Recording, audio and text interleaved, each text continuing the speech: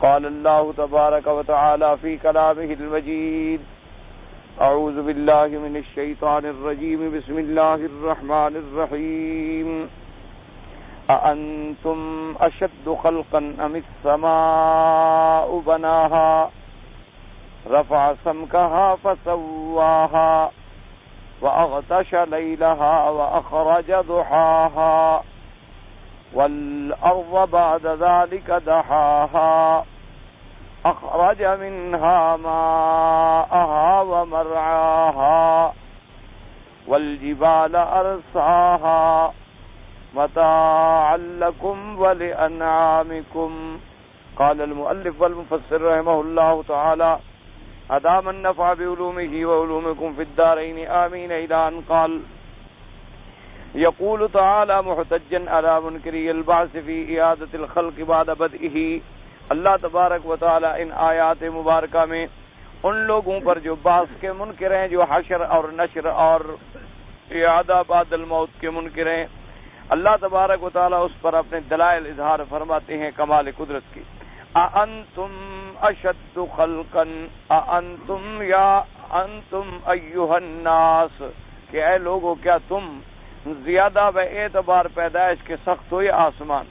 یعنی بل السماء اشد خلقا منکم کما قال تبارک و تعالی لخلق السماوات والارض اکبر من خلق الناس، وقال تبارک و تعالی وليس الذي خلق السماوات والارض بقادر على ان يخلق مثلهم. اللہ تبارک و تعالی نے یہاں ارشاد گرامی فرمایا کہ کیا تم بے اعتبار خلقت کے بڑے ہو، سخت ہو، تمہارا بنانا مشکل ہے یا آسمانوں کا؟ یہ مقصود سمجھانا ہے، ورنہ اللہ کے لیے تو کوئی بڑی چھوٹی چیز کے مشکل ہونے کا سوال ہی پیدا نہیں ہوتا. یہ ہمیشہ یاد رکھیں کہ اللہ تبارک و تعالیٰ کے لیے تو آسمان ہو، زمین ہو، مخلوق ہو، کوئی مخلوق صغیر ہو، کبیر ہو، ضعیف ہو، قوی ہو، شدید ہو، اشد ہو، اللہ کے لیے تو سب سوا ہیں. کہ انما امرہ اذا اراد شیئا ان یقول له کن فیکون. اللہ تبارک و تعالیٰ تو جب کسی چیز کا ارادہ فرمائے بس حکم دیں گے اور وہ چیز ہو جائے گی. لیکن صرف اپنے بندوں کو سمجھانے کے لیے فرماتے ہیں کہ اتنے بڑے آسمان بنانا مشکل ہے یا تمہیں پیدا کرنا مشکل ہے. واضح بات ہے کہ آسمان بنانا مشکل ہے، تو جب ہم نے آسمان بنا لیے، ہم نے زمینیں پیدا کر دی، تو تمہارا دوبارہ پیدا کرنا کون سا مشکل ہے؟ اور دوسری بات کا استدلال یوں سمجھیں کہ جب اللہ نے آسمانوں کو بنایا ہے تو پہلے آسمان تو نہیں تھے نا. جب اللہ تبارک و تعالیٰ نے زمینوں کو پیدا فرمایا تو پہلے زمینیں بھی نہیں تھیں. ایک واضح بات ہے. تو جب ایک چیز کو عدم سے لا کر اللہ نے اتنی بڑی مخلوقات کو بنا دیا ہے تو کیا انسان کو بنانے پہ وہ قادر نہیں ہے؟ اور پھر تمہارا تو مرنے کے بعد چلو کوئی نہ کوئی ڈھانچہ تو ہے، کوئی نہ کوئی وجود تو ہے کہ تم پہلے اسی جسد میں تھے، انہی ہڈیوں پہ تمہارا گوشت چڑھا ہوا تھا، اسی میں تمہاری روح سرایت کر چکی تھی. چلو تم گل گئے، سڑ گئے، مسیدہ ہو گئے، لیکن اس میں اندر پھر جان پیدا کرنا تو کوئی مشکل بات نہیں. سوال تو یہ ہے کہ جن چیزوں کا پہلے وجود ہی نہیں تھا، جن چیزوں کا پہلے کسی کو پتہ ہی نہیں تھا، تو اللہ تبارک و تعالی نے اتنے بڑے آسمان پیدا فرما دیے اور اتنی بڑی زمین پیدا فرما دی کہ جس کے طول و عرض کو بھی آپ نہیں پہنچ سکتے ہیں. تو پھر اس پر اعتراض کرنا کہ ہم دوبارہ کیسے اٹھیں گے، اِنَّا لَفِي خَلْقٍ جَدِيدٍ، یا کبھی کہتے ہیں اِنَّا لَمَبْعُوثُونَ، کہ ہم دوبارہ کھڑے کیے جائیں گے، ہے تو بڑی مشکل بات. اس لیے اللہ نے فرمایا انتم اشد خلقا ام السماء بناها، انتم اشد خلقا ام السماء بناها. جیسے فرمایا لخلق السماوات والارض اکبر من خلق الناس، اور جیسے فرمایا اولیس الذی خلق السماوات والارض بقادر علی ان یخلق مثلهم بلا وهو الخلاق العلیم. اللہ نے فرمایا کہ کیا وہ ذات جس نے آسمانوں کو پیدا کیا اور زمین کو پیدا کیا، کیا وہ اس بات پہ قادر نہیں کہ تمہیں دوبارہ پیدا کر دے؟ بلا، وہ قادر ہے، اور وہ تو سب سے بڑے پیدا فرمانے والے ہیں اور سب سے بڑے علم کامل کے مالک ہیں. تمام چیزوں کا علوم جو ہے اسی کے پاس ہیں. فرمایا وقولہ تبارک و تعالی بناہا. اب مفسر رحمۃ اللہ علیہ نے، جیسے میں نے خلاصہ درس میں عرض کیا تھا کہ اس آیت مبارکہ میں دو قراتیں ہیں. بعض علماء نے تو وقف کیا ہے اانتم اشد خلقا ام السماء، بس وقف ہو گیا، بناہا علیحدہ پڑھے، اور بعد میں اس کو وقف کیا بناہا پر، اانتم اشد خلقا ام السماء بناہا رفع سمکہا فسواہا، تو انہوں نے بناہا پر وقف کیا، اور دونوں قراتیں صحیح ہیں۔ تو اب بناہا کا معنی جس اللہ پاک نے ان کو بنایا، ان کی بنا فرمائی، اور مفسر رحمت اللہ علیہ فرماتے ہیں کہ اسی کی تفسیر خود قرآن کے اندر بھی موجود ہے کہ پہلے اللہ نے فرمایا بناہا، اور آگے فرمایا رفع سمکہا فسواہا، ان کو اتنا اوپر اٹھایا، اتنا بلند بنایا، اور پھر اس کو برابر کر دیا کہ کسی چیز کے اندر کوئی۔ اب سوا کا معنی جو ہے ہمیشہ یاد رکھیں، دو معنی ہوتے ہیں۔ ایک تو سوا کا معنی یہ ہوتا ہے کہ اس چیز کا برابر ہونا، یعنی کہیں اونچ نیچ نہ ہو، کہیں اس میں کوئی چیز، اور ایک معنی ہوتا ہے سوا کا کہ اس کو ٹھیک ٹھیک بنانا کہ اس میں کوئی نقص نہ ہو، اس میں کسی قسم کا کوئی نقص نہ پایا جائے۔ اور یہ دونوں صفتیں اللہ کی اس مخلوق پر ثابت آتی ہیں کہ اللہ نے آسمانوں کو برابر بھی بنایا اور ایسا بنایا کہ اس کے اندر کسی قسم کا کوئی نقص نہیں ہے۔ اس لیے اللہ تبارک و تعالی نے فرمایا ثم ارجع البصر کرتین ينقلب الیک البصر خاسئا وهو حسیر۔ اللہ نے فرمایا کہ اے منکر انسان، تم آسمانوں کی طرف بار بار نظر کرو، تمہاری نظر تھک ہار کر ماندہ ہو کے عاجز ہو کے لوٹ آئے گی، لیکن تم میرے بنائے ہوئے میں کوئی نقص نہیں نکال سکو گے۔ تو اس لیے اللہ تبارک تعالی نے فرمایا بناہا۔ اب مفسر فرماتے اسی کی تفسیر ہے القرآن یفسر بعضہ بعضا کہ رفع سمکہا فسواہا، کیا معنی؟ ای جعلہا عالیۃ البناء بعیدۃ الفناء مستویۃ الارجاء مکللۃ بالکواکب فی اللیلۃ الظلماء، کہ اللہ تبارک و تعالی نے کتنی اونچی بنا بنائی اور کتنی لمبی اور چوڑی اس کی وسعت ہے، اور اس کے بعد اس کا ہر کنارہ جو ہے برابر ہے، مستویۃ الارجاء، جہاں آپ جائیں گے دیکھیں پھر آسمان برابر، اور آگے جناب آپ میلوں چلے جائیں پھر جائیں گے دیکھیں گے آسمان برابر، اس کا ہر کونا جو ہے برابر، مکللۃ بالکواکب، اور پھر اللہ نے اس کو سجایا جیسے تاج میں ٹانکا جوڑتے ہیں، مکمل ٹانکا جوڑنا، موتی جوڑنا، کہ تاروں کے اللہ نے اس میں تارے جڑ دیے ہیں، فی اللیلۃ الظلماء، کہ جتنی اندھیری رات ہو اتنی تاروں کا چمکنا جو ہے نا بڑا عجیب نظر آتا ہے۔ دیکھو نا، ہم تو یہاں الحمدللہ اتنی بڑی شہر میں آبادی میں رہتی ہیں، اتنے بڑے بجلیاں ہیں، کمکمے ہیں، نور ہے، روشنیاں ہیں، اس سے ہمیں صحیح معنوں میں چاند اور تاروں کی جو بہار ہے نا وہ نظر نہیں آتی۔ اس لیے آدمی اندھیری رات ہو اور گھر سے باہر نکلا ہوا ہو اور صحرا میں جا رہا ہو اور جنگل میں کھڑا ہو اور پھر دیکھیں کہ اللہ نے آسمان کو کیسے سجایا، اللہ تبارک و تعالی نے آسمان کو کیسے زینت بخشی ہے تاروں سے۔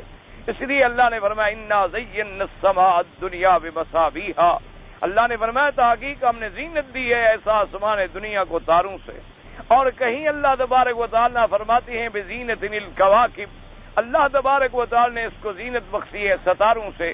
تو اس لیے علماء نے بھی لکھا ہے، اور ویسے مشاہدہ اور تجربہ بھی ہے کہ اگر آپ نے صحیح معنوں میں ستاروں کے چمکنے کا اور ستاروں کی اس بہار کا اندازہ لگانا ہے تو اندھیری رات ہو اور آپ کسی ایسی جگہ ہوں جہاں نیچے کوئی روشنیاں اور انوار نہ ہوں، کیونکہ یہ نیچے کی روشنی اور انوار جو ہے تو یہ ہماری نظر کو اوپر جانے ہی نہیں دیتی، تو اس لیے ہمیں وہ اوپر کا جو منظر ہے وہ صاف نظر نہیں آ سکتا۔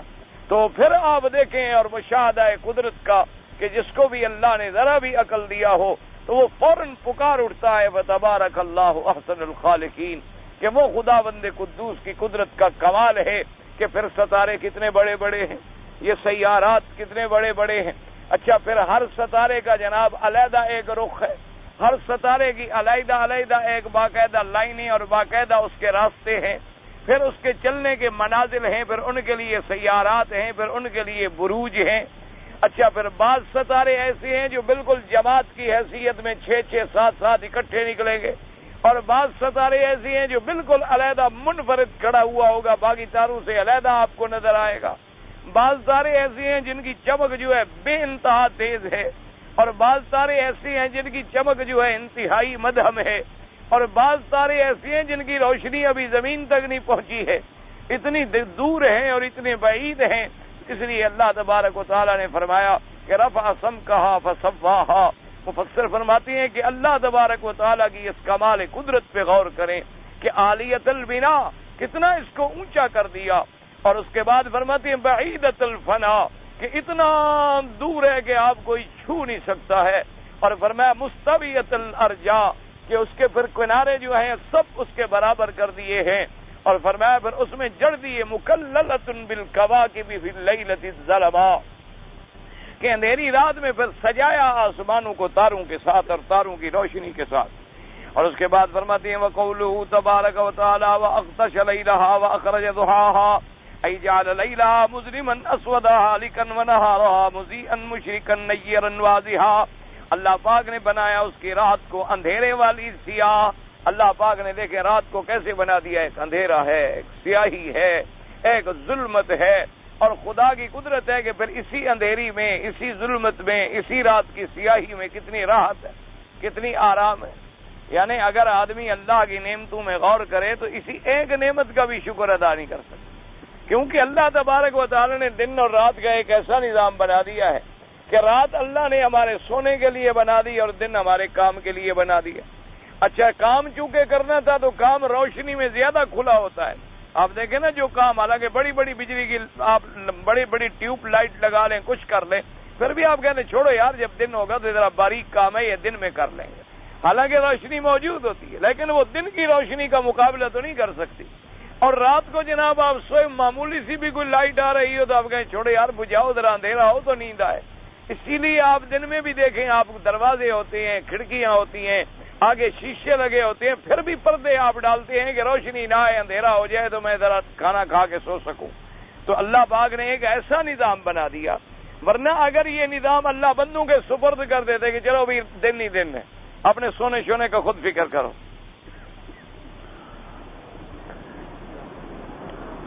تو وہاں جناب پھر نظام ایسا درہم برہم ہو جاتا کہ گھر کے 4 آدمی، ایک سو رہا ہے، ایک جاگ رہا ہے، ایک اٹھ رہا ہے، ایک جاگ رہا ہے، ایک سو رہا ہے، ایک جا رہا ہے، ایک آ رہا ہے، ایک بیٹھ رہا ہے، کسی کو ہی آرام نہ ملتا، کوئی حمام کھول رہا ہے، کوئی بورچی خانے میں کھانا پکا رہا ہے، اس کے جاگنے کا وقت ہے، اس کے سونے کا وقت۔ اسی لیے آپ دیکھیں نا یورپ میں جو لوگ یورپ پہ بڑا مرتے ہیں، وہاں تو اتنی بڑی مشینی زندگی ہے، اللہ معاف فرمائے جو وہاں رہتے ہیں نا وہ تنگ آ گئے، اب حل کوئی نہیں ان بیچاروں کے پاس، وہ تو اس آرام کو اور اس سکون کو اور اس راحت کو وہ تو ترستے ہیں، وہ لوگ، ان کی تو ایک مشینی زندگی ہے۔ یعنی مثال کے طور پر اگر ایک کمرہ ہے، ایک کمرے میں 2 پلنگ ہیں تو اس پہ 4 آدمی کرایہ دیتے ہیں کہ ایک کی ڈے نائٹ ڈیوٹی ہے، ایک کی نائٹ ڈیوٹی ہے، وہ جا رہا ہے وہ آگے لیٹ رہا ہے، اس کے اٹھنے کا وقت ہے وہ جا رہا ہے، وہ آ رہا ہے وہ جا رہا ہے، اس طرح وہ کرایہ بھر بھر کے بیچارے گزارا کرتے ہیں۔ یہ جو آپ کے سامنے بڑے بڑے لوگ بنتے ہیں نا، یہ سارے ہوٹلوں میں برتن دھوتے ہیں، وہاں ان کا وہاں کوئی کام شب، روٹی نہیں کھا سکتے، کہاں سے کھائیں؟ دن میں پڑیں گے تو شام کو جا کے ہوٹلوں میں برتن صاف کریں گے، شام کو جا کے سڑکوں پہ باقاعدہ جھاڑو لگائیں گے، تب جا کے وقت گزر ہوتا ہے ان کا۔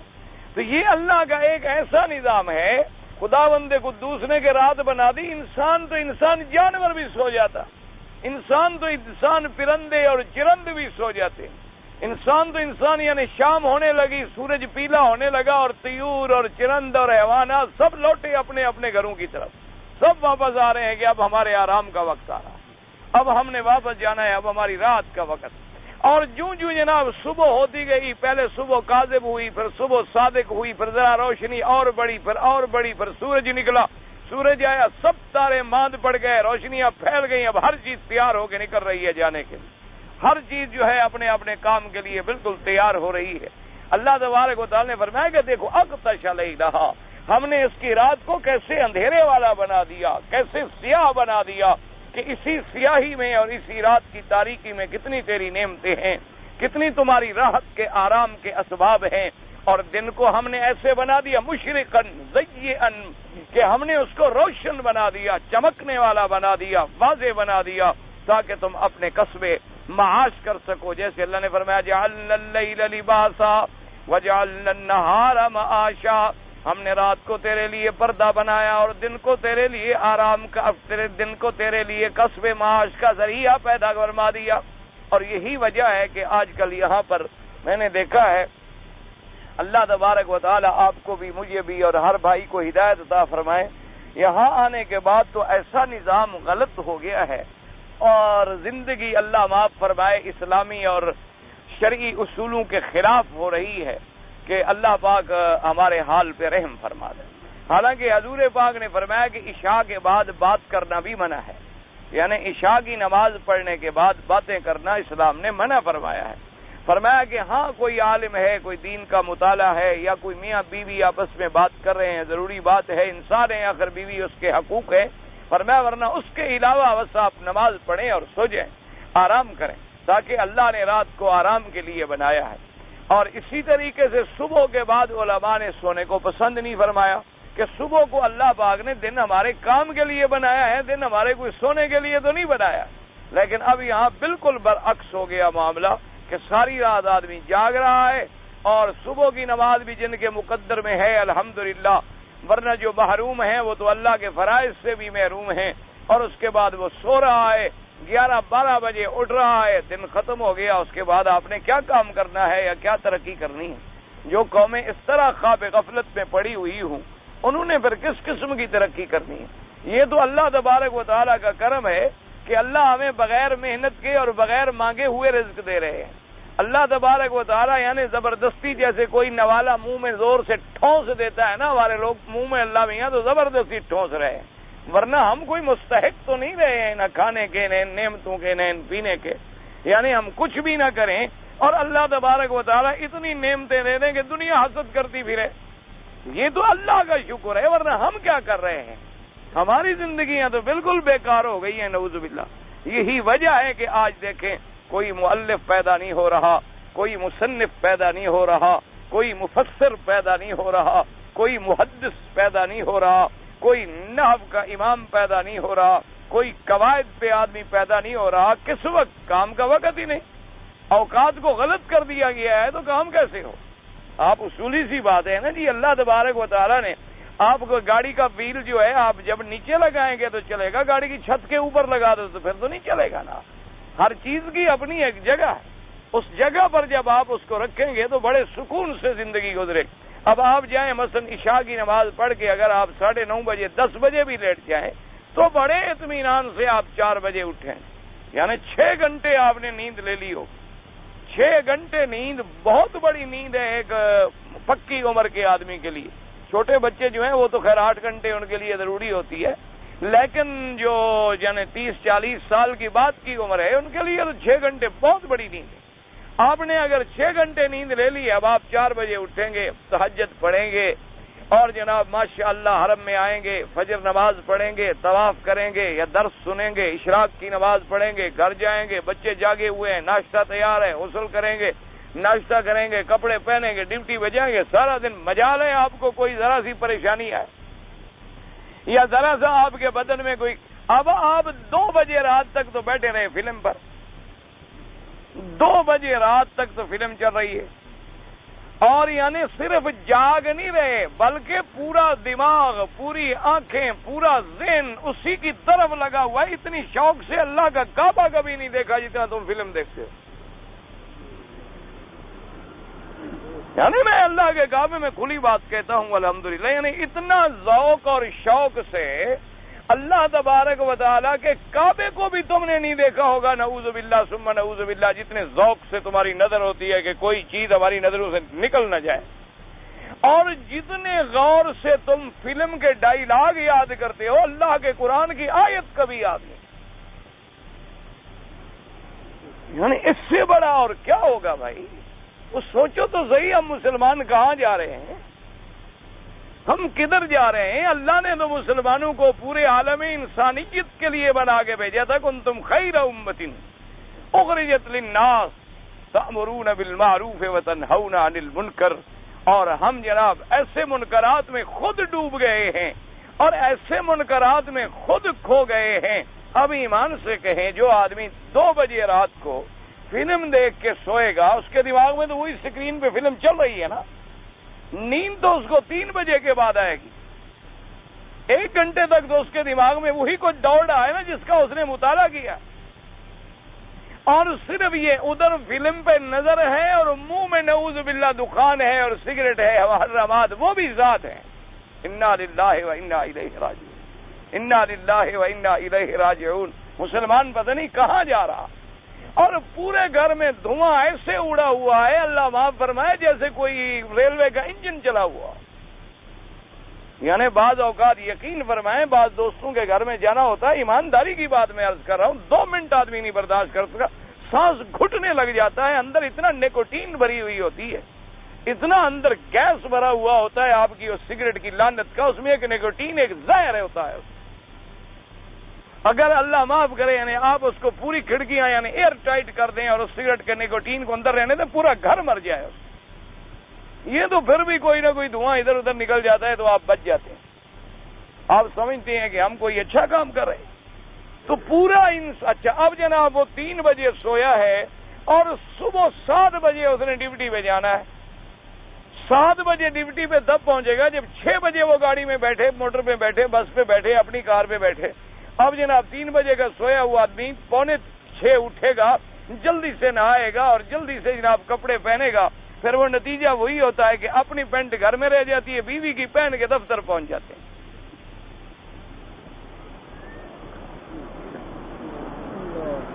راستے میں کوئی گاڑی میں سنبھالتا ہے، کوئی کہیں سنبھالتا ہے، یار یہ کیا ہو گیا، رنگدار میں نے پہنی ہوئی ہے، میں نے اور پہنا، اچھا بیگم صاحب کی میرے پاس آ گئی، اپنی وہیں ٹنگی ہوئی ہے کھانٹی پر۔ انا للہ و انا الیہ راجعون۔ اللہ ہمیں ہدایت، دعا کریں کہ اللہ ہمیں صراط مستقیم نصیب فرما دے کہ ہم مسلمان کہاں جا رہے ہیں، کس نہج پہ ہم چل رہے ہیں، کون سی ڈگر ہم نے اختیار کر لی ہے۔ ہم نے اللہ کے قرآن کو چھوڑ دیا، سنت رسول اللہ کو چھوڑ دیا، عقائد میں بھی نعوذ باللہ کفر و شرک میں مبتلا ہو گئے، اعمال میں بدعات میں کھو گئے اور منکرات میں آ گئے۔ انا للہ و انا الیہ راجعون۔ اللہ تبارک و تعالیٰ سے ہدایت مانگیں، اپنی زندگیوں کی اصلاح کریں۔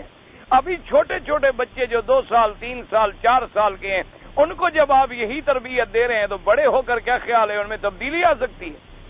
سوال پیدا نہیں ہوتا، اس کے تو دماغ میں ایک بیٹھ گئی، عادت بن گئی۔ دیکھو نا جی، ابھی آپ چھوٹی سی بچی ہے، آپ اس کو یہاں تک آپ کپڑا پہنا ہے اور ادھر یہاں تک اس کا کپڑا ہے، سر اس کا ننگا ہے، چھوٹی بچی ہے 2 سال کی۔ آدمی کہہ رہا ہے یار چھوڑو بچی ہے، کیا مولوی صاحب آپ بھی تو دماغ خراب ہے نا، پرانے ملا ہو نا، وہی دکیانوسی ملا 1400 سال پیچھے تم لے جانا چاہتے ہو لوگوں کو، لوگ تو آگے ترقی کر رہے ہیں، یہ چلو تمہاری ترقی ہمیں منظور۔ یہ جو 2 سال کی بچی ہے، یہ شادی ہوگی اس کی جا کر 15 سال 16 سال 18 سال 20 سال میں، مثلا 18 سال تک جس نے یہی کپڑا پہننا ہے، اب وہ جا کر بدل جائے گی کہ سر پہ دوپٹہ رکھو بے ہوش ہو جائے گی، اس کے سر پہ دوپٹہ رکھو تو اس کو اتنا بوجھ لگے گا، اتنی گرمی لگے گی، ایسی انہونی چیز لگے گی کہ وہ تو بے ہوش ہو جائے۔ اللہ تبارک و تعالی رحمت فرمائے۔ تو اس لیے خدا کے لیے کچھ اپنی روش بدلیں، کچھ اپنے آپ کو اسلام کے مطابق ڈھالیں، اپنے آپ کو حضور پاک صلی اللہ علیہ وسلم کی سیرت کا متبع بنائیں، حضور کی زندگی کو اپنا محور حیات بنا لیں، حضور صلی اللہ علیہ وسلم کے فرامین مبارک کو اپنے لیے مینارہ ہدایت سمجھ لیں، اسلام کو اپنے لیے مینارہ نجات بنا لیں، تب ہی جا کر یہ قوم کامران ہوگی، یہ قوم کامیاب ہوگی اور یہ قوم اپنے ترقی کے معراج کو پہنچے گی۔ ورنہ اگر یہی عالم رہا تو ہم کار مذلت میں گرتے چلے جائیں گے، کار مذلت میں گرتے گرتے تمہاری داستان تک بھی نہ ہوگی داستانوں میں، پھر کوئی ہمارا نام لیوا بھی نہیں ہوگا، کوئی ہمارا نام بھی نہیں لے گا کہ یہ بھی کوئی قوم تھی، یہ بھی کوئی نسل تھی، یہ بھی کوئی نجات دہندہ تھے جن کو اللہ نے آمرون بالمعروف والناہون عن المنکر جیسے عظیم خطابات سے نوازا تھا۔ آج وہی قوم منکرات میں کھو گئی، آج وہی قوم خرافات میں کھو گئی، آج وہی قوم جو ہے نعوذ باللہ برے عادات میں کھو گئی ہے۔ اللہ تبارک و تعالی معاف فرما دے۔ اللہ آپ پر بھی، اللہ مجھ پر بھی، اللہ آپ کے گھرانوں پر بھی، ہمارے گھرانوں پر بھی، پورے مسلمانوں پہ دعا کریں، رحم فرمائیں۔ اور دعائیں منظور تب ہوتی ہیں جب تم تھوڑی محنت بھی کرو گے، صرف ایسے خالی خولی دعا سے کام نہیں چلتا، یاد رکھا کرو۔ دعا بھی تب منظور ہوتی ہے جب دعا کے لیے ماحول پیدا کرو۔ دیکھو نا جی، آپ کھانے کے لیے ماحول بناتے ہیں نا، پہلے سفرہ بچھاتے ہیں، پھر اس کے اوپر سلاد رکھتے ہیں، پھر اس کے بعد جناب آ کے سالن رکھتے ہیں، پھر کھانا رکھتے ہیں، پھر روٹی رکھتے ہیں، پھر ہاتھ دھوتے ہیں، پھر چمچ رکھتے ہیں، پھر بیٹھتے ہیں، پھر توجہ کرتے ہیں، مبذول ہوتے ہیں، پھر بیوی گھر میں سارا دن پکاتی ہے، کتنی مشقتوں کے بعد تم جا کے کھانا کھاتے، پھر بھی کہتے ہو طبیعت نہیں چاہ رہی، چلو یار تمہارے ساتھ تھوڑے 2-4 لقمے لے لوں گا۔ آج طبیعت تو نہیں کر رہی کھانے کو، لیکن چلو ٹھیک ہے 4 دوست آئیں گے تو مل کر ہم بھی کچھ نہ کچھ کھا لیں گے. تو اس لیے دعا کا معنی یہ تھوڑا ہوتا ہے کہ ساری رات فلم دیکھتے رہو اور وہی دعا کہ اللہ میاں میرے بچے کو اچھا بنا دیں. وہ دیکھ فلم رہا ہے اور دعا بھی مانگ رہا ہے کہ ایسا بنا دے جیسے وہ کام کر رہے. یہ کون سی دعا ہے مجھے آخر آپ سمجھائیں. یہ تو نعوذ باللہ اللہ کے ساتھ استہزاء ہے کہ جیسے میں نے کئی دوستوں کو کئی لوگوں کو میں نے نعوذ باللہ خود سنا ہے، اللہ معاف کرے. وہاں تو خیر میں نہیں بولتا اس لیے کہ کوئی آدمی ایسے ہوتے ہیں نا جی جن کو ہدایت کی بات بھی بتاؤ تو وہ کچھ نہ کچھ کہہ دیتے ہیں، اس لیے پھر آدمی صبر کر جاتا ہے، دیکھتا ہے بھی یہ ماحول خاموش رہنے کا ہے تو خاموش رہ جاتے. یعنی دکان پہ بیٹھے ہوں گے، شیو کرائیں گے بڑے آرام سے، حضور کی سنت چٹ کرانے کے بعد اٹھیں گے اور الحمدللہ. یعنی کس بات پہ الحمدللہ؟ آپ مجھے سمجھائیں کس بات پہ آپ نے اللہ کا شکر کیا ہے؟ سنت کو مٹانے میں، حضور کی مخالفت کرنے میں، یہود اور نصارہ کی شکل بنانے میں، کس بات پہ آخر آپ نے الحمدللہ کہا ہے؟ الحمدللہ تو اچھے کام پہ کہا جاتا ہے نا، کہ کھانا کھائیں الحمدللہ، پانی پئیں الحمدللہ، طواف کیا الحمدللہ، نماز پڑھی الحمدللہ، قرآن پڑھا الحمدللہ، اچھا کوئی بات کی، اچھا کام کیا تو آپ نے کہا اللہ تیرا شکر ہے کہ تو نے مجھے اس کام کی توفیق بخشی ہے. اب نعوذ باللہ چوری کرو پھر بھی کہو الحمدللہ، ڈاکہ مارو قتل کرو لوگوں کو کہو الحمدللہ، اچھا موقع ملا آج خوب پیسے لوٹے ہم نے، اللہ کا بڑا شکر ہے. انا للہ تو کفر ہو جاتا ہے، خیال رکھا کرو. یہ صرف گناہ نہیں ہوتا بلکہ آدمی کفر تک چلا جاتا ہے. اللہ تبارک و تعالی ہر مسلمان کو کفر سے بچے. آدمی کو شرمندگی ہو کہ میں داڑھی منڈا رہا ہوں، میں شریعت کے خلاف کر رہا ہوں، برا کام ہے، میں غلطی کر رہا ہوں، میں تارک سنت ہوں، اور میں اس متواتر اصرار کرنے کے بعد کبیرے کا مرتکب ہو رہا ہوں، میں اپنے آپ کو متقین سے نکال کے فاسقین میں ڈال رہا ہوں، میں کیا کر رہا ہوں؟ شرمندگی ہو، آنکھیں جھکی ہوئی ہوں، ندامت ہو، آدمی کو کچھ شرم آئے، کچھ احساس ہو کہ چلو بھی میں غلطی کر رہا ہوں، گناہ کو گناہ تو سمجھے نا، یہ تو نہیں کہ فخر کرے. یہ باتیں پھر آدمی کو کفر تک لے جاتی ہیں. اللہ تبارک و تعالی آپ کو مجھے ہر مسلمان کو ہدایت عطا فرمائے.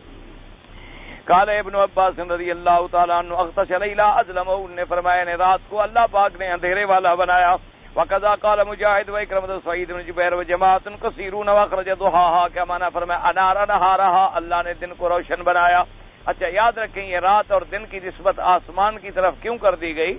کیونکہ تارے ستارے نظام سورج چاند سب کا تعلق اسی چیز سے ہے، تو اس لیے اللہ تبارک و تعالی نے ان کو اسی کی طرف منسوب فرما دیا. وقوله تبارک و تعالی والارض بعد ذلك دحاها فسروا بقوله تبارک و تعالی اخرج منها ماءها ومرعاها. مفسر فرماتے ہیں اس کے زمین کو اس کے بعد ہم نے بچھایا. دحاها کا کیا معنی؟ یعنی اس سے پانی اور اس سے چارہ نکالا. مفسر فرماتے ہیں وقت تقدم فی سورۃ حامیم السجدہ، فرماتے ہیں کہ سورۃ حامیم سجدہ میں آپ پہلے پڑھ چکے ہیں.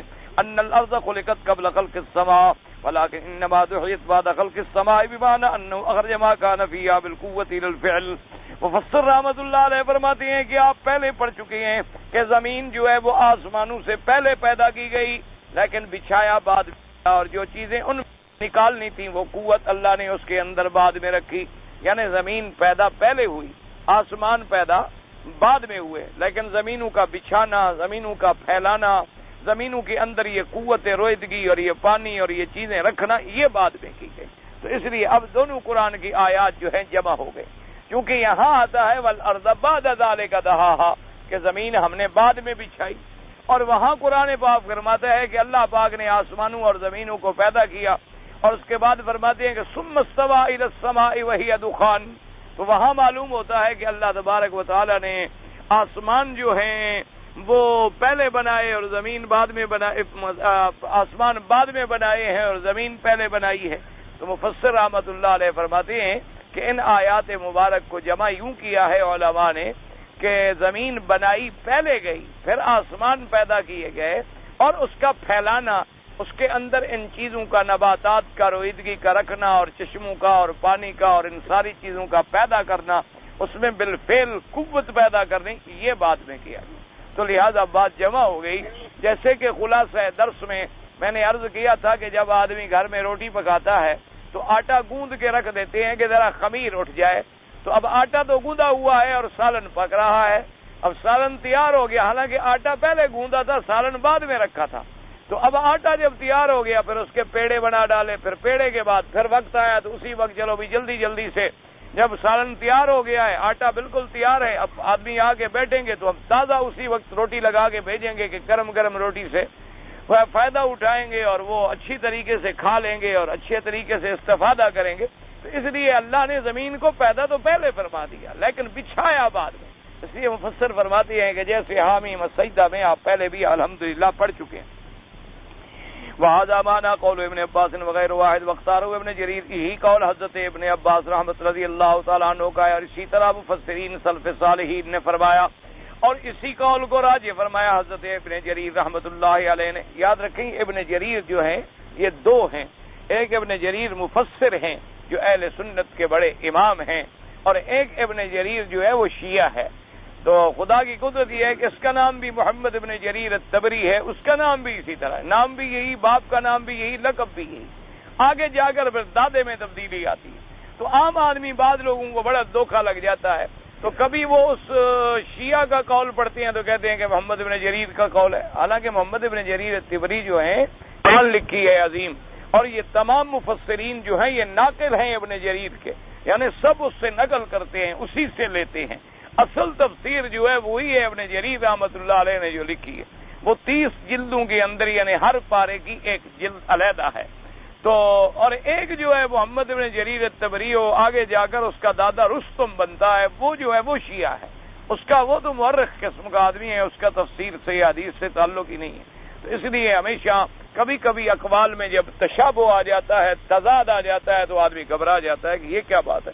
وہ کہتے ہیں دیکھو جی محمد ابن جریر نے کہا ہے، وہ یہ آدمی نہیں دیکھتا کہ محمد ابن جریر کون سا محمد ابن جریر.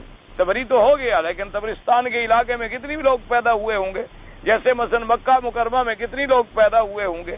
اب کئی ایسی بات ہوتی ہے، مجھے لوگ آ کے خط دیتے ہیں کہ جی یہ محمد مکی آپ کا خط ہے، میں آگے گھر جا کے دیکھتا ہوں تو کسی اور کا ہے.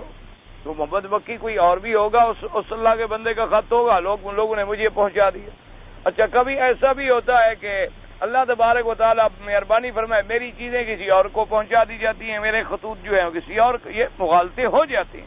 اس لیے علماء کا یہی کام ہوتا ہے کہ وہ ان ایسی باریکیوں پر نظر رکھیں، وہ یہ دیکھیں کہ یہ قول محمد ابن جریر کون سا ہے، وہ اہل سنت والا یا فرقہ ضالہ والا جو رافضی ہے. اس لیے اس کے اندر فرق کرنا جو ہے وہ بڑا ضروری ہوتا.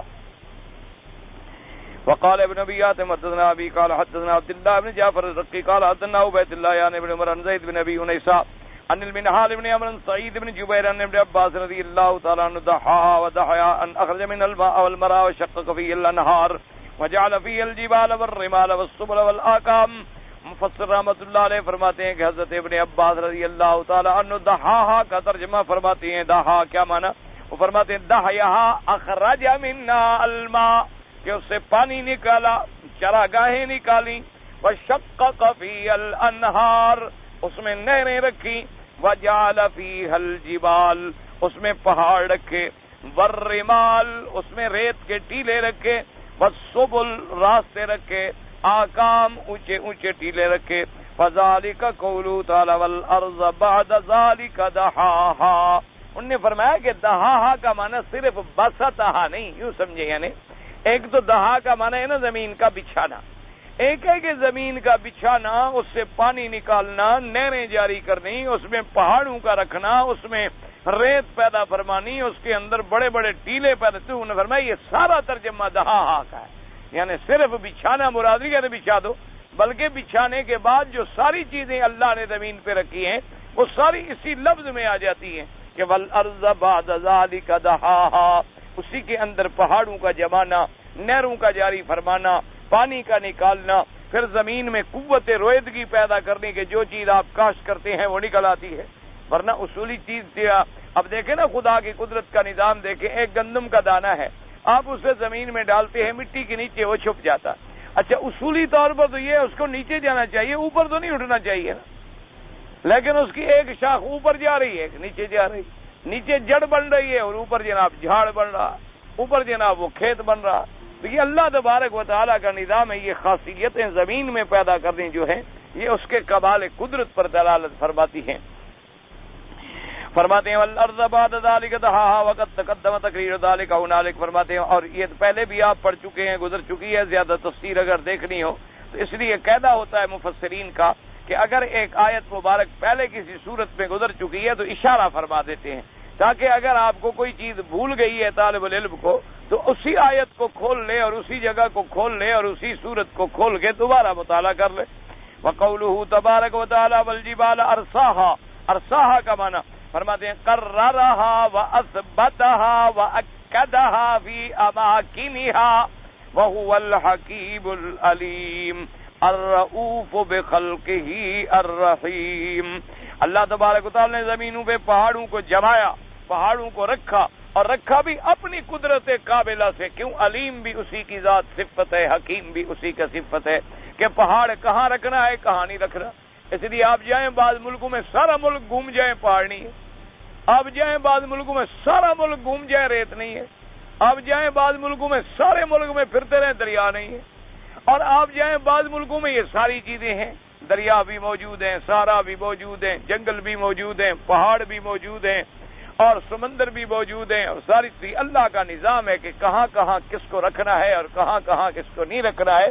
کیونکہ اور پھر انہوں نے جہاں جہاں رکھا ہے اسی میں حکمت ہے, کیونکہ وہ مہربان بھی ہیں, اپنے بندوں کے لیے وہ رحیم بھی ہیں, رحمت والے بھی ہیں. تو جہاں جو چیز رکھی ہے اسی میں ان کے بندوں کا اور مخلوق کا فائدہ تھا. اس لیے آدمی اس کے علم و حکمت پہ جب ایمان والا ہو تو ہر چیز پہ وہ قائل راضی ہو.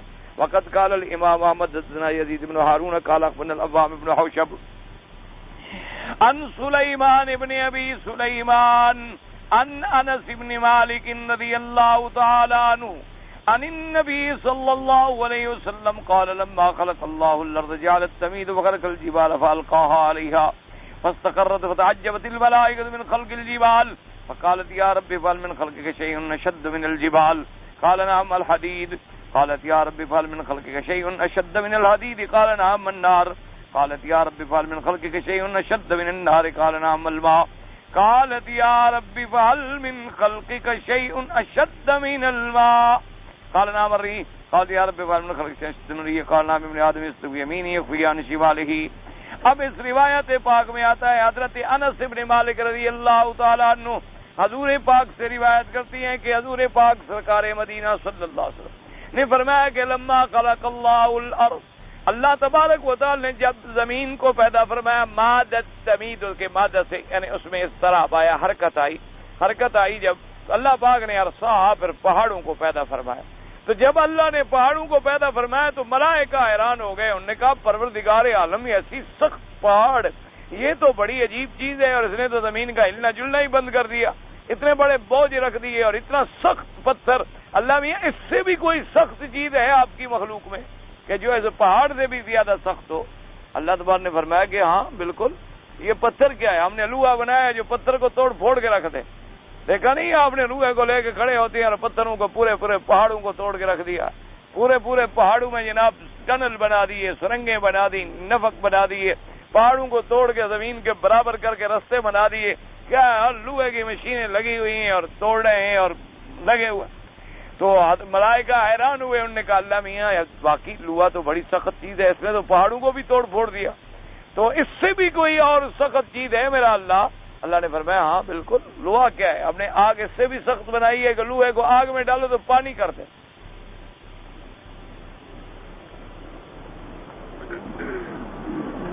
آپ نے دیکھا نہیں اللہ تبارک و تعالیٰ معاف کرے جب بڑی بڑی بھٹیاں گرم ہوتی ہیں نا جی, اللہ بچائے, اللہ تبارک و تعالیٰ آگے دنیا سے بھی بچائے اور جہنم کی آگ سے بھی بچائے ہر مسلمان کو. ایسے کہ پورے جناب آپ بڑے بڑے اور لوہے کے ٹکڑے ڈالیں نا جی, بس ایسے گل جائیں گے کہ بس سوال ہی پیدا, پگھل کے پانی ہو جاتے ہیں, باقاعدہ پانی کی طرح پھر ان کو ڈالا جاتا ہے, پھر بنایا جاتا ہے اس سے دوبارہ, اس کو اتنا گلا دیتی ہیں, پگھلا دیتی ہیں. تو اللہ نے فرمایا آگ تو ہم نے اس سے بھی سخت بنائی. تو ملائکہ حیران ہوئے, انہوں نے کہا اللہ میاں واقعی آگ بھی بڑی سخت چیز ہے, یہ تو اس نے تو لوہے کو بھی گلا دیا, اب آگ سے بھی کوئی سخت چیز آپ نے میرا اللہ پیدا فرمایا؟ نے فرمایا ہاں بالکل آگ سے بھی سخت ہے. انہوں نے کہا کیا ہے؟ آپ نے فرمایا پانی, آگ پہ ڈالو آگ ختم. تو پانی تو ہم نے آگ سے بھی زیادہ سخت بنا دیا ہے۔ اب اسی سے اندازہ لگائیں کہ ملائکہ بھی عالم الغیب نہیں ہوتے ہیں، ایک چیز دیکھتے ہیں تو حیران ہو رہے ہیں کہ اللہ میاں اس سے بھی کوئی سخت ہے، اللہ میاں اس سے بھی کوئی سخت ہے۔ جو عالم الغیب وہ بھی پوچھتا رہتا ہے۔ تو جب ملائکہ کو بھی علم غیب نہ ہو تو ملائکہ دوسرے کو علم غیب کیسے دے دیں گے؟ تو ملائکہ بھی اللہ کی طرف سے محتاج ہوتے ہیں، جتنی اللہ علم دیتے ہیں اتنی وہ خبر دیتے ہیں۔ اسی لیے انہوں نے بھی اقرار کر لیا کہ سبحانک لا علم لنا الا ما علمتنا، پاک ہے تیری ذات، ہمیں نہیں ہے علم مگر جو تو نے ہمیں علم دیا ہے، جتنا آپ نے دیا ہے ہم تو اتنا جانتے ہیں۔ آپ نے ہمیں بتایا ہی نہیں کہ یہ جگ ہے یہ گلاس ہے، تو ہم کیسے بتائیں گے یہ جگ ہے یا گلاس ہے؟ ہم تو نہیں بتا سکتے۔ اللہ نے فرمایا آدم تم بتلاؤ، تو آدم علیہ السلام نے بتلا دیا۔ تو اللہ نے فرمایا دیکھو کہ یہ افضل ہے کہ نہیں؟ اب اللہ نے آدم کو تو اللہ نے بتلا دیا نا، اگر اللہ فرشتوں کے بھی بتلاتے تو فرشتے بھی بیچارے بتلا دیتے، لیکن اللہ تبارک و تعالی نے شرف چونکہ آدم کو بخشنا تھا تو اس لیے آدم کو اللہ نے ان چیزوں کا علم عطا فرمایا اور ان چیزوں کا علم عطا نہیں فرمایا۔ لیکن خدا کی قدرت دیکھیں کہ اتنے علوم عطا فرما دیے، اتنے علوم عطا فرما دیے آدم علیہ السلام کو کہ ملائکہ لاجواب ہو گئے، مناظرے میں شکست کھا گئے، لیکن اپنی توبہ کی منظوری کے لیے کلمات کا پتہ نہیں تھا کہ کون سی دعا مانگوں تو میری توبہ منظور ہوگی، کون سے کلمات میں استعمال کروں گا تو میرا رب مجھ پہ راضی ہوگا۔ اس لیے خداوند قدوس فرماتے ہیں کہ پھر ہم نے کلمات سکھائے، فرمایا کہ کلمات بھی ہم نے آدم علیہ السلام کو بتلائے۔ جب ہم راضی ہونے پہ آ گئے تو مانگنا بھی خود سکھلا دیا کہ جی ہم راضی ہوتے ہیں لیکن مانگو تم اس طرح۔ جب اللہ راضی ہونے پہ آ جاتے ہیں تو مانگنا بھی خود سکھلا دیتے ہیں، اور مانگنے کی توفیق بھی خود عطا فرما دیتے ہیں، اور پھر قبول بھی خود فرما لیتے ہیں۔ اور جب ناراض ہو جائیں جو ہم نے سیکھا ہوا وہ بھی بھلا دیتے، زبان پہ وہ کلمہ آتا ہی نہیں، زبان پہ وہ لفظ استعمال ہی نہیں ہو سکتا۔ جب اللہ معاف کرے کوئی حادثہ لکھا ہو مقدر میں تو آدمی پھر لاکھ کوشش کرے وہ پڑھ ہی نہیں سکتا، اللہ اس کے پڑھنے کی توفیق بھی نہیں دیتے۔ اس لیے اللہ پاک نے انہیں کلمات بھی خود سکھلا دیے، اللہ تبارک و تعالی نے ان کو خود پڑھا دیا۔ پھر انہوں نے دعا مانگی ربنا ظلمنا انفسنا ان لم تغفر لنا وترحمنا لنکونن من الخاسرین۔ یہ وہ کلمات ہیں جو آدم علیہ السلام کو سکھلائے گئے۔ باقی یہ لوگوں نے خود کچھ روایات بنائی ہیں، اللہ تبارک و تعالی رحمت فرمائے۔ بعض کہتے ہیں کہ آدم علیہ السلام نے جو سر اٹھا کے دیکھا نا جی تو عرش کے پائے پہ 5 تن کا نام لکھا ہوا تھا۔ دوسرے ایک آیا ملنگ، اس نے کہا یار 5 تن لکھے ہوئے تھے تو 12 کیوں نہیں تھے؟ اس نے کہا نہیں جناب، دوسرا جو پایا تھا نا اس میں 12 کا اماموں کا بھی نام لکھا ہوا۔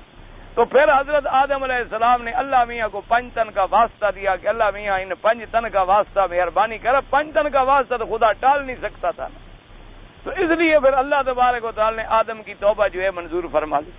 ہماری دوسری برادری تھی ماشاءاللہ، انہوں نے کہا یار یہ تو ملنگ آگے بڑھ گئے، انہوں نے کہا نہیں حضور کا نام لکھا ہوا تھا، حضور کا واسطہ دیا۔ بس بھائی اللہ کے بندے، قرآن نے جب آدم کا پیدا ہونا بیان فرما دیا، حوا کا پیدا ہونا فرما دیا، جنت میں جانا فرما دیا، شیطان کا وسوسہ فرما دیا، فرشتوں کا سجدہ کرنا فرما دیا، فرشتوں اور آدم کا علمی مناظرہ بتلا دیا، اللہ نے اپنے کلمات کا سکھلانا بتلا دیا، تو یہ بتلانا مشکل تھا کہ بھی اس طرح دعا مانگی؟ وہ دعا بھی بتلا دی کہ ربنا ظلمنا انفسنا۔ تو پھر اس لیے ایسی ایسی روایات ضعیفہ کو لے کر آدمی عقائد کے اندر آ کر حملہ کرے تو اللہ ہدایت عطا فرمائے، اس کے علاوہ تو کوئی حل نہیں۔ تو اس لیے فرماتے ہیں کہ ملائکہ نے پوچھا کہ اللہ میاں آگ سے بھی کوئی چیز سخت ہے؟ اللہ نے فرمایا ہاں بالکل۔ انہوں نے فرمایا مولا وہ کیا ہے؟ فرمایا پانی، کہ پانی ڈالو آگ ختم۔ انہوں نے کہا اللہ میاں جب پانی سے بھی کوئی چیز سخت ہے؟ اللہ نے فرمایا ہاں وہ ابن آدم ہے، آدم کا بیٹا، وہ ان سب چیزوں سے زیادہ طاقتور ہے، لیکن وہ آدم کا بیٹا جو میری رضا کے لیے دائیں سے خرچ کرے تو بائیں کو بھی پتہ نہیں چلنے دیتا، یعنی اتنا چھپاتا ہے کہ ریا نہ ہو جائے۔ جب وہ ریا نہیں کرتا اور صرف میری عبادت کرتا ہے تو میں ساری چیزیں اس کے تابع کر دیتا ہوں، آگ بھی اس کے تابع کر دیتا ہوں، پانی بھی اس کے تابع کر دیتا ہوں۔ جب وہ میرا بن جاتا ہے تو آگ بردن و سلامہ ہو جاتی ہے، جب وہ میرا بن جاتا ہے تو پانی کے اندر میں اس کے لیے رستے پیدا کر دیتا ہوں، جب وہ میرا بن جاتا ہے تو لوہا اس کے ہاتھ میں نرم کر دیتا ہوں۔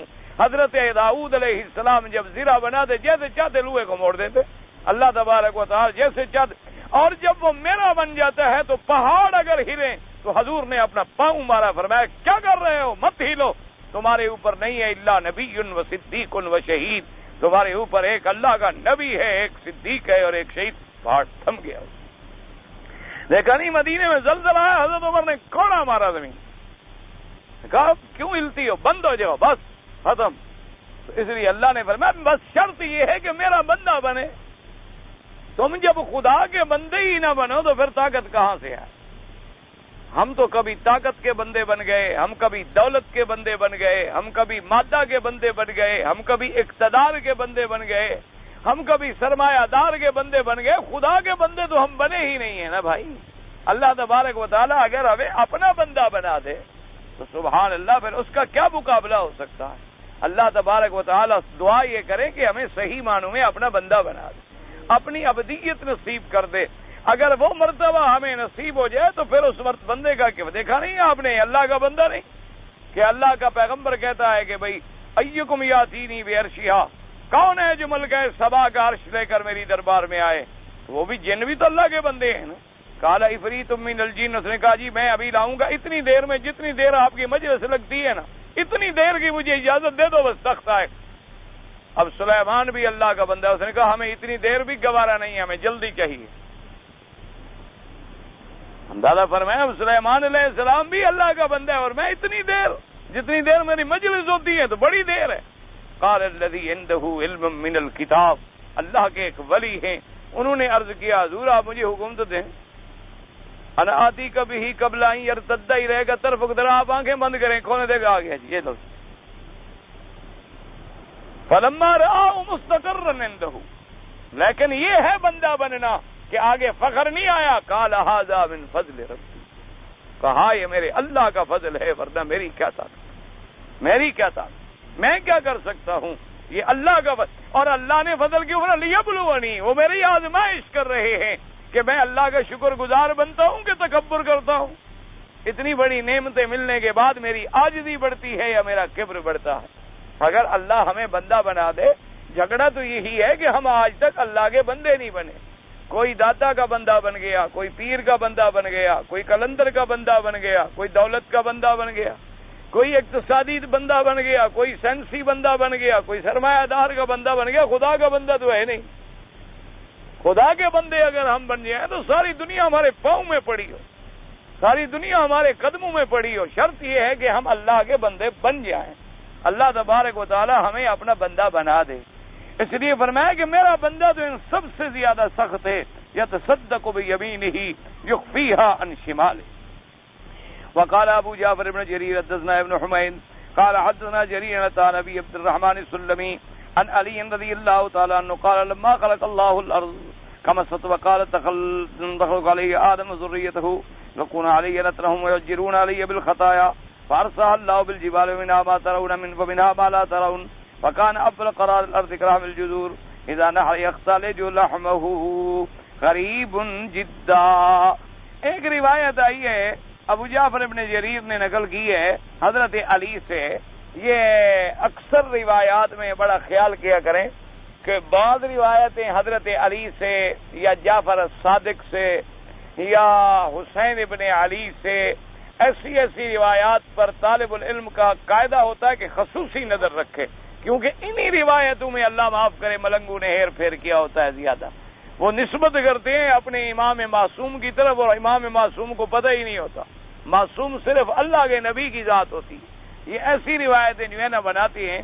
تو انہوں نے کہا کہ جب اللہ نے زمین کو پیدا فرمایا، حضرت علی کی طرف اس قول کو راجع کر دیا کہ حضرت علی نے فرمایا کہ جب اللہ نے زمین کو پیدا کیا تو زمین نے بڑی پریشانی کا اظہار کیا۔ انہوں نے کہا اللہ میاں میرے اوپر آپ آدم پیدا کریں گے، آدم کی اولاد پیدا کریں گے، اور پھر مجھ پر وہ آئیں گے، گندگیاں ڈالیں گے اور برائیاں کریں گے اور ایسا کریں گے۔ تو اس لیے وہ گھبرائی اور اس نے انکار کیا، تو اللہ نے پہاڑوں کو رکھ کے اس کو جما دیا۔ تو اس کا پھڑکنا ایسے تھا کہ جیسے آپ اونٹ یا جانور ذبح کریں تو گوشت یوں حرکت کرتا ہے اور اس کے بعد پھر ٹھنڈا ہو جاتا ہے، تو پھر وہ ٹھنڈی ہو گئی۔ یہ بالکل روایت ضعیف ہے۔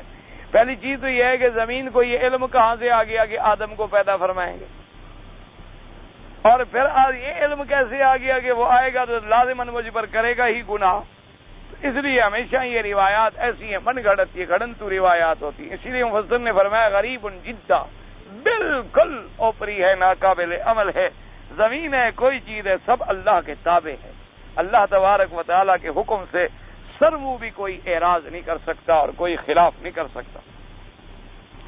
وقوله تبارک و تعالی متاعا لکم ولانعامکم ایدہ الارض فانبا عیونها وازہر مکنونها واجرا نہارها وانبت ذروها واشجارها وثمارها وثبت جبالها لتستقر بأهلها ويقر قرارها كل ذلك متاعا لخلقه ولما يحتاجون إليه من الأنعام التي يأكلونها ويركبونها مدة احتياجهم إليها في هذه الدار إلى أن ينتهي الأمد وينقضي الأجل.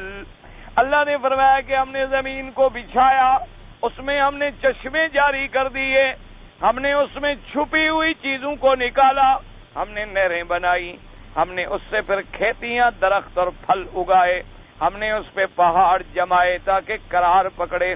فرمایا یہ سب کچھ میں نے کیوں کیا؟ فرمایا بندے تیرے لیے کیا. متاعا لکم ولانعامکم، یہ سب کچھ میں نے تیرے لیے کیا ہے. جیسے فرمایا هو الذی خلق لکم ما فی الارض جمیعا، اللہ نے فرمایا جو کچھ زمین میں ہے سب تیرے لیے ہے اور صرف تو میرے لیے. یہ زمین بھی تیرے لیے، آسمان بھی تیرے لیے، فضائیں بھی تیرے لیے، ہوائیں بھی تیرے لیے، سمندر اور نہریں اور درخت اور چشمے اور پھل اور کھیتیاں بھی تیرے لیے. صرف تو میرے لیے ہے کہ تو میرے آگے جھکے، کسی غیر کے آگے نہ جھکے.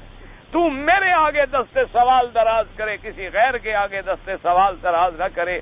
اس لیے فرمایا خالق لکم، جیسے یہاں فرمایا متاع لکم، سب کچھ تمہارے نفع اٹھانے کے لیے، ولانعامکم، اور تیرے مویشیوں کے لیے. کیونکہ مویشی جو ہیں بعض ایسے ہیں منہا یاکلون، جن کو تم کھاتے ہو ذبح کر کے، بعض ایسے ہیں جن پہ تم سواری کرتے ہو، بعض ایسے ہیں جن کے بالوں سے تم فائدہ اٹھاتے ہو، بعض ایسے ہیں جو تیری زینت اور تیرے فخر کے کام آتے ہیں، اور ان تمام چیزوں سے تم نفع اٹھاتے ہو مدت احتیاجہم الیہا، جب تک اس دنیا میں ہو، الی ان ینتہی الامد وینقضی الاجل، جب تک کہ تیری زندگی کی مدت پوری ہو جائے اور وقت مقرر آ جائے. فرمایا یہ سب کچھ میں نے تیرے لیے بنایا ہے، لیکن تجھے میں نے اپنی عبادت کے لیے بنایا ہے. اب اسی سے آپ اندازہ کر لیں، کبھی زمین نے کہا آپ کو کہ میرے اوپر نہ چلو، کبھی آسمانوں نے آپ سے کہا کہ میرے نیچے سے نکل جاؤ، کسی اور آسمان کے نیچے جا کے رہو.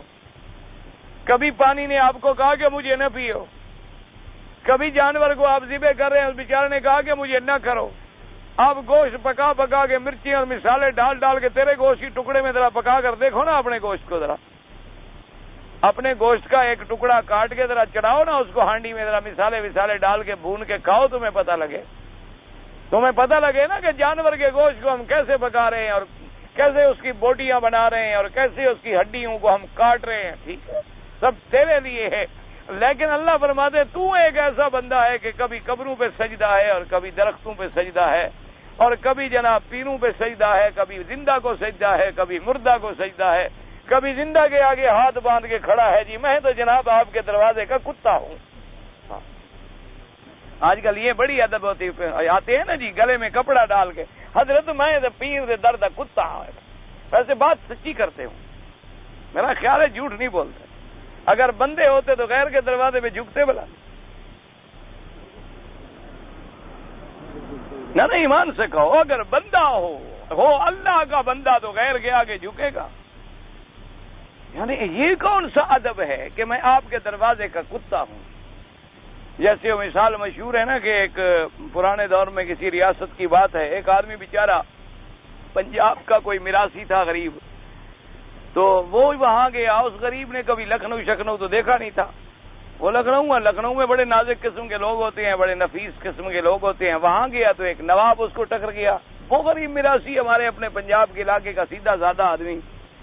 اس نے جناب خیر تعارف جو ہوا تو اس نے کہا جناب آپ کا اسم گرامی. اس نے کہا خاکسار کو نواب قلب علی خاں کہتے ہیں کہ میں یعنی حضرت علی کا کتا ہوں. قلب علی، قلب مانا کتا ہوتا ہے نا، تو قلب علی کا مانا ہوا حضرت علی کا کتا. تو اس نے جناب پھر اس سے پوچھا کہ جی آپ کو کیا کہتے ہیں؟ میراثی بیچارہ اندر سے جلا ہوا تھا. اس نے کہا یہ جی وہ آدمی علی کا کتا بن گیا. اس نے کہا حضرت مجھے خنزیر اللہ کہتے ہیں، میں اللہ کا خنزیر ہوں. تو نواب صاحب کو تو ایسی ٹھنڈا عزمی راشی نے جو جواب دیا ایمان سے کوئی مولوی بھی نہ دے سکتا.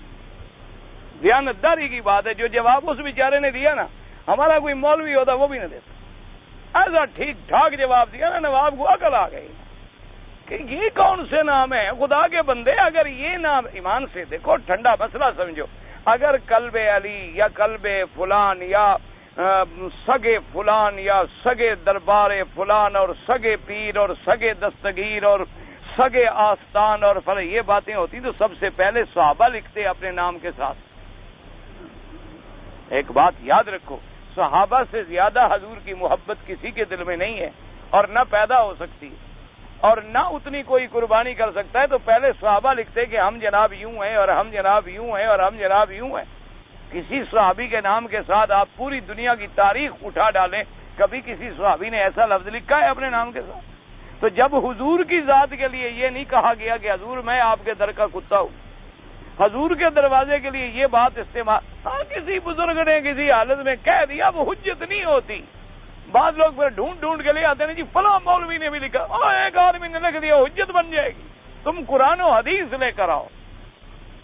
ایک آدمی مغلوب الحال ہوتا ہے، وہ جیسے بعض لوگوں نے اپنے آپ کو عورتوں کا بھی کتا کہہ دیا ہے تو پھر وہ دلیل بن جائے گی، وہ حجت بن جائے گی. وہ تو ایک غلبہ ہوتا ہے، آدمی محبت کے جنون میں پاگل ہو کے بیٹھا ہوتا ہے، جو مرضی ہے اسے کہلوا دو.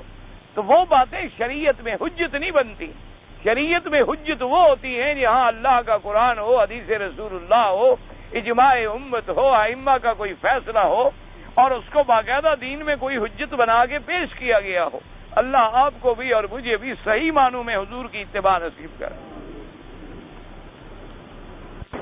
کہتا ہے جی ذکر خفی جو ہے لوگ کرتے ہیں. بہرحال بھائی گزارش یہ ہے کہ ذکر کا حکم ہے کہ آدمی ذکر کرے، اور ذکر کے بارے میں یہ بھی آیا ہے کہ ایک ذکر بالجہر ہے اور ایک ذکر خفی ہے. ایک زور سے کیا جاتا ہے، ایک آہستہ کیا جاتا ہے. اور اسی طرح ایک آیا ہے جیسے ابی ہریرہ رضی اللہ تعالیٰ نے فرمایا اقرا فی نفسک، تم اپنے جی میں پڑھ لیا کرو. اسی طرح ایک آیا ہے کہ آدمی تدبر اور تفکر کرے. تو بہرحال اگر مقصود ذکر ہے، جیسے بعض علماء کوشش کرتے ہیں کہ ہماری ہر سانس جو ہے وہ بھی جب نکلے تو ایسا محسوس ہو کہ اللہ کے ذکر میں مشغول ہے، تو یہ بھی کوئی ایسی بات نہیں. مقصود اللہ کا ذکر ہے. باقی مجھے نہیں آتا، سیدھی بات ہے. میں تو 2 طالب العلم ہوں اور وہ بھی آپ لوگوں کی دعا اور برکت کے سے کوئی تھوڑا جا پڑھا لیا، پڑھ لیا، سیدھی سی بات ہے. نہ کبھی ہم نے یہ منزلیں دیکھی ہیں نہ چکھی ہیں. جو بات ہم جانتے نہیں ہیں تو سمجھا کیسے سکتے.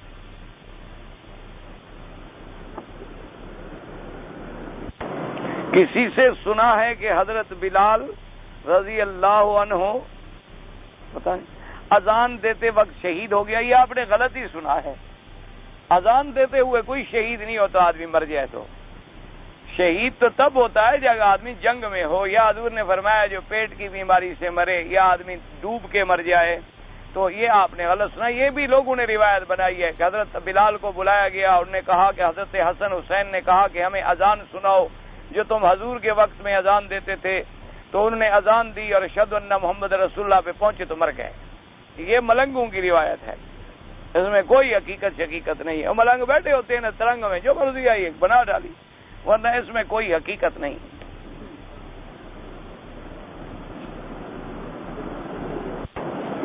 کمرے میں ہم بستر کرتے ہیں، اگر اس میں آیات قرآن ہوں تو ہمیں نکال دینی چاہیے. اب آیات قرآن بستر پہ ہیں یا دیوار پہ ہیں؟ اگر بستر پہ ہیں پھر تو نہیں ہونی چاہیے. اگر گھر میں جیسے کوئی آیت الکرسی لکھی ہوتی ہے یا ایسے کوئی آج کل چارٹ بنے ہوتے ہیں، کوئی حرج نہیں، کوئی ایسی بات.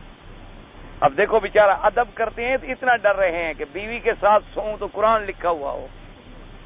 جی تو بیوی کے ساتھ میں جو حافظ ہوں، میرے سینے میں قرآن ہے، تو بیوی میرے اوپر چڑھ جائے تو قرآن کی توہین ہو گئی. کوئی عقل کرو، عقل کرو. اللہ نے عقل نہیں دی، بھوسا بھرا ہوا ہے. اللہ نے نیت کو دیکھنا ہے. سمجھو، ایک آدمی اس کاغذ کو پھاڑتا ہے، جلاتا ہے کہ کسی کا پاؤں نہ آئے، یہ اس کی نیت ہے. اللہ جانتا ہے کہ کیوں جلا رہا ہے، عزت کر رہا ہے. ایک آدمی اس کو پھاڑ کے پھینکتا ہے کہ لوگوں کے پاؤں میں آتا رہے، تو تو یہ اس کی توہین کر رہا ہے، معاملہ نیت کے مطابق ملے گا. سمجھ آ رہی ہے بات؟ اللہ کا قرآن ہے ہمارے گھر میں رکھے گا، مولویوں کے گھر میں ہوتا کیا ہے؟ ہمارا تو کوئی کمرہ نہیں جس میں قرآن نہ ہو، تو ہم کیا کریں؟ یعنی بیوی کے بغیر گزاریں زندگی؟ کوئی عقل کی بات کرو. پتہ نہیں کیسے کیسے مسئلے پوچھتے ہیں. ان کو مولوی مکی مفت مل گیا، شکر ہے اللہ کا. بعد استاد کا دماغ ہے، چٹ کریں گے، نہ استاد کا رہے گا نہ شاگرد کا رہے گا انشاءاللہ. ہاں بھائی، سپاہ صحابہ کے واقعی ہمارے بڑے دوست اور بھائی مولانا عزیز الرحمان، مولانا حبیب الرحمان، مولانا حذیفہ اور سید صادق، بڑے لوگ شہید ہوئے ہیں. سپاہ صحابہ کے دعائیں کریں، اللہ ان کے درجات بلند فرمائے، اللہ ان کی قربانیاں منظور فرمائے. اور جن لوگوں نے ان اہل حق کو مارا ہے، اللہ ان سے خود بدلہ لے. ہم تو عاجز ہیں بھائی، ہم کیا بدلہ لیں گے؟ ہم نے کیا بدلہ لینا ہے؟ بہرحال اس دور میں بھی لوگ ہیں جو صحابہ کی عزت پہ قربان ہو گئے. اللہ تبارک و تعالیٰ ان کے درجات کو بلند میرے تو ساتھی تھے بیچارے جی، ہمارے تو اپنے لوگ تھے. اللہ پاک ان کے طرف دعا ہی کر سکتے ہیں، اور تو ہمارے بس میں کچھ نہیں. ہم نے تو یہ معاملے اللہ کے حوالے کر دیے کہ ٹھیک ہے، اگر ہمارے مقدر میں حق کے لیے شہادت اللہ نے لکھ دی ہے تو الحمدللہ. خطبے کے دوران طواف کرنا چاہیے، کوئی عرض نہیں، لیکن افضل یہ ہے خطبہ سنیں ادب سے. پیر اور جمعرات کے دن روزہ رکھنا حدیث میں ثابت ہے، ثابت. بالکل کوشش کیا کریں، اللہ توفیق دے تو رکھا کریں، سوموار کو بھی اور جمعہ کو بھی. اسی طرح 13 کی رات، 14 کی رات اور 15 کی رات، ہر مہینے میں 3 راتیں، 13 کی رات، 14 کی رات اور 15 کی رات، یہ رکھنا بھی سنت محمد مصطفیٰ. اس لیے کوشش کیا کریں ان موقعوں سے، اور خاص طور پہ جو لوگ مکے مدینے میں رہتے ہو یار، ان چیزوں کے لیے کوشش کرو، جد و جہد کرو کہ اللہ پاک یہاں رکھا ہے تو ہم سے اپنا کام لے.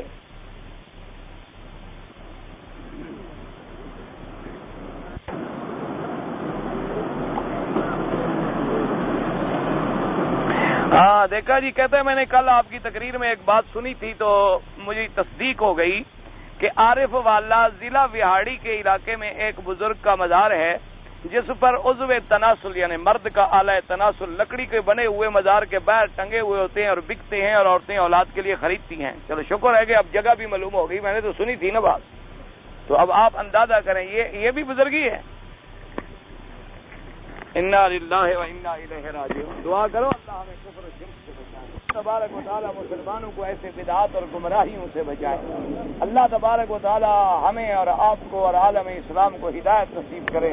اللہ تبارک و تعالی عالم اسلام کی عزت کا فیصلہ فرما، یا اللہ کفر کی ذلت کا فیصلہ فرما.